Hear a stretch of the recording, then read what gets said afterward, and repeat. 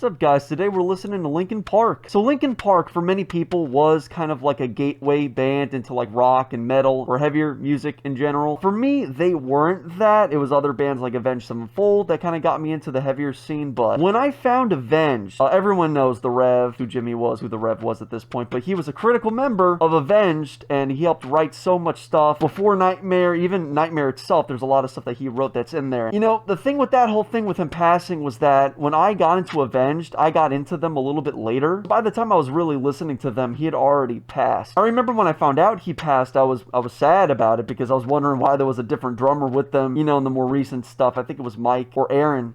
It might have been Aaron at that point. And yeah, it sucked. But the difference between that and what happened with Linkin Park was when Chester passed, I was actively listening to Linkin Park. I'd found out about them and I'd been like really digging their stuff. And even till this day, you guys know I'll always say my honest thoughts about stuff. You know, it's not just because he passed. Till this day, Chester's like one of my top 3 metal rock vocalists of all time. I don't know what it is, but just some people's phrasing and vocal tone, it's just, I vibe with some people and then I really don't with others. I'm like picky, I guess, for that kind of stuff. And Chester's cleans and his screams especially, man, they're just like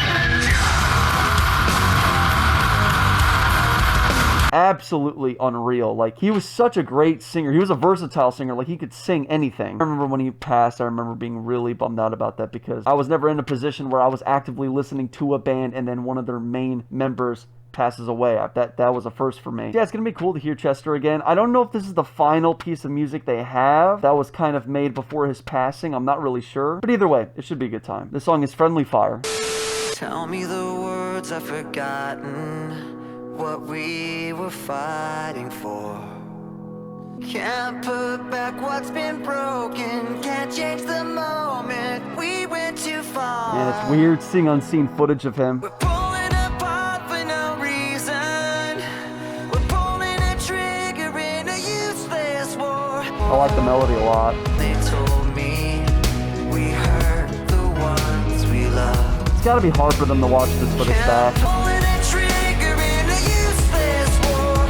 If we come back and go into the black, what are we fighting? It's just friendly fire. There we go.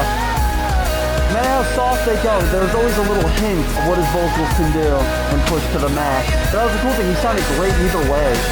He didn't ever have to crank it. Strangers in between the darkness, the horizon will never be enemies. Falling apart for no reason. We're pulling a trigger in a useless war. And if we go fire,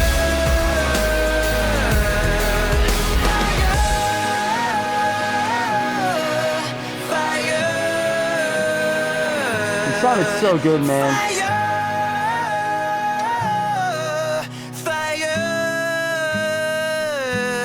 So good.